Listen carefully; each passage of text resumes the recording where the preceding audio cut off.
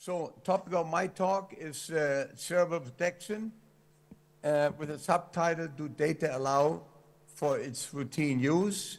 Again, I would like to continue with my financial disclosure. And I would like to start with a disclaimer. In my view, should protection be standard of care even after Protect TAVR? I believe yes and should.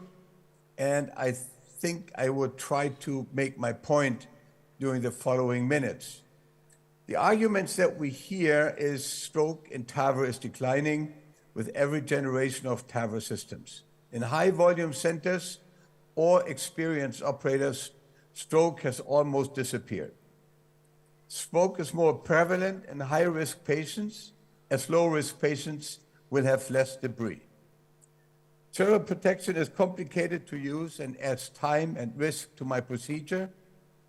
There's no evidence that it actually reduces stroke with two so-called negative trials.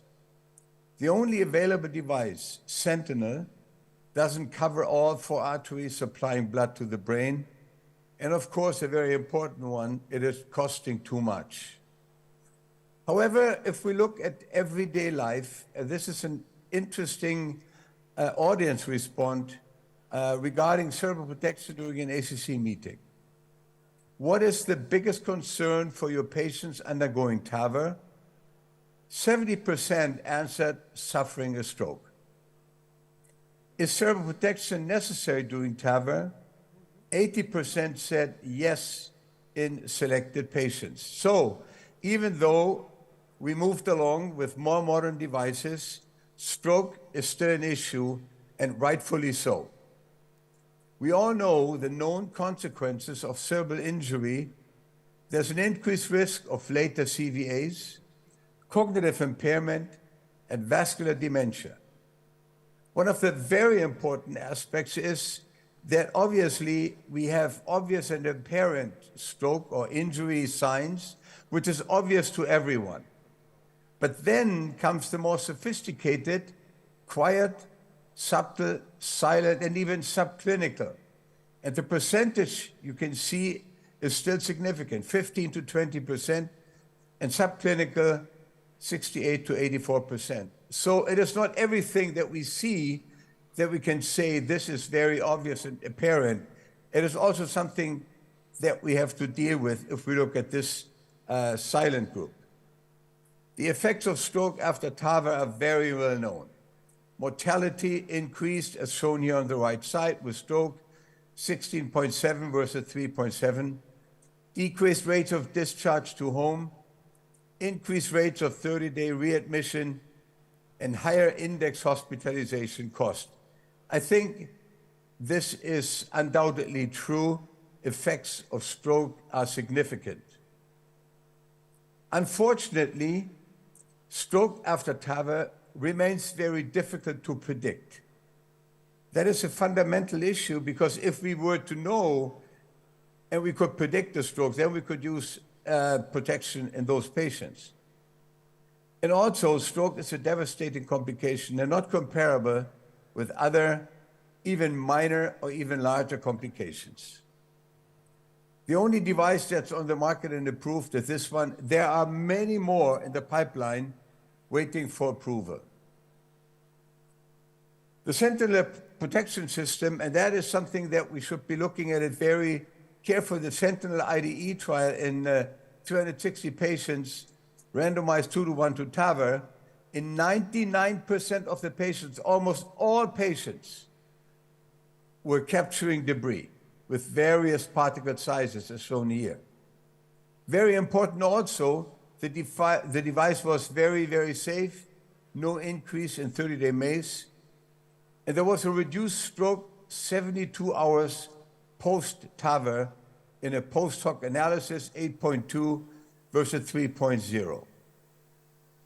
Those are single-center studies evaluating the effect of Sentinel on stroke after TAVR, and you can see here Germany, America, and the Netherlands. In yellow, unprotected, and in gray, protected patients.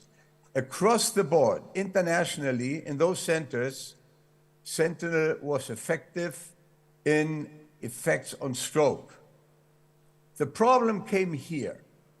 Even if we look at NIS study, highly significant, 36,000 patients with and without SEP, significant. Here, in the TVT registry, looking at instrumental variable, no significance.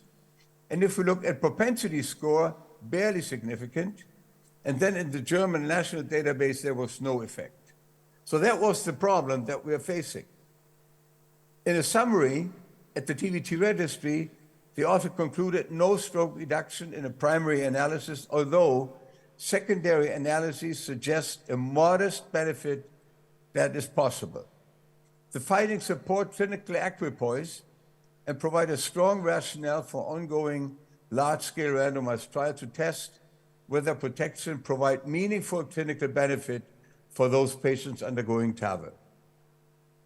And those are the two trials, Protect the TAVR and Protect TAVI at the British Heart Foundation. We know Protect the TAVR is completed with close to 3,000 patients. And the BHF, we're waiting with close to 8,000 patients randomized to TAVR with or without Sentinel. Primary endpoint is the same, stroke at 72 hours or discharge. And all patients undergo questionnaire to assess stroke-free status with subsequent stroke physician review. However, there are important differences between those two trials. There's a different definition of stroke, and there's different method of primary outcome ascertainment, and the data are 12-month follow-up. Brief review of the protection device published in New England Journals. The objective was to study whether clinical stroke and transient TAVR is reduced with SEP. Prospective post-market multi-center randomized controlled trial in 51 centers in North America, Europe, and Australia. This is the study flow, study design, 1,500 TAVR only, and 1,500 TAVR with SEP. Neurological examination at baseline and discharge or 72 hours after TAVR. Statistical methods we can skip, I believe. That is not so important for the topic here. Baseline demographics are very balanced between control and SEP, except for female gender. But looking at surgical risk and native calcification severity, basically well balanced. Also, procedural characteristics were well balanced between the two groups: anesthesia, valve anatomy, the prosthetic valve type, and pre and post dilatation views. And that's the primary endpoint: all stroke at 72 hours or discharge. There was in blue non-disabling stroke and in yellow disabling stroke. All over the in a total, there was a 21% relative risk reduction in all stroke through 72 hours. If we take the disabling stroke at 72 post-TAVR, then it becomes significant. 60% relative risk reduction in disabling stroke through 72 hours in patients that have been used protection with the Sentinel.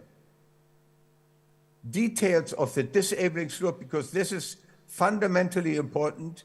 The majority was ischemic. Only one patient in the control and one in the SEP group was hemorrhagic. If we look at the 4 patients that had disabling stroke in the SEP-treated patients, a little bit more detail, then we can see here ischemic stroke with complicated TAVR, valve embolization, CPR, second valve place. So a lot of procedural issues during that particular TAVR deployment. Stroke symptoms apparent 2 hours post-TAVR.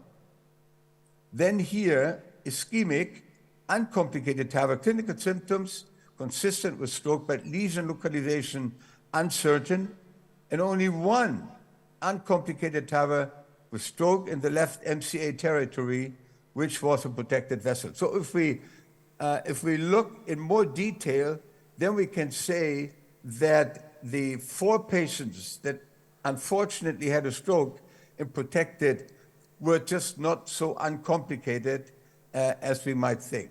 Obviously, clinical outcomes in patients with stroke are obvious. Mortality, as we said, discharge to home with no services in favor of patients protected, and higher intensity care needed with protection. So everything speaks for protecting the brain. Interesting, in the subgroup analysis, there were geographical differences between US and OUS. In US, the patient group was doing SEP that is better. In OUS regions, the control was better. We have to see why that is the case, but I think we know right now why potentially that's the case. In conclusion, the use of the sentinel SEP was feasible in the majority of patients with no major complications.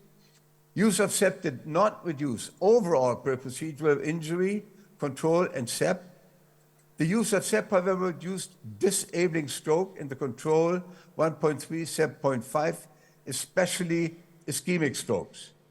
No specific subgroups were identified with strongly favored SEP use for all stroke reduction. There were, however, limitations to the study, as with most of the studies. Trial design was very practical in order to facilitate enrollment and data collection. As a consequence, the study was restricted to a small number of endpoints with only short-term follow-up. Neurological professionals were not blinded to a patient's clinical course and hospital record, and the study was not powered to detect a treatment difference for disabling stroke. Now let me finish with a few final remarks. Probably, and unfortunately as far as I'm concerned, this study will not convince the non-users to use SEP despite reduction of disabling strokes. The users will continue to use SEP as they've done before. Also, nothing has changed. The cause of procedural TAVR-related stroke ischemic is debris, as shown here. And remember, in 99% of the patients, debris was found in the baskets. Also, nothing has changed with the sources of embolic protection.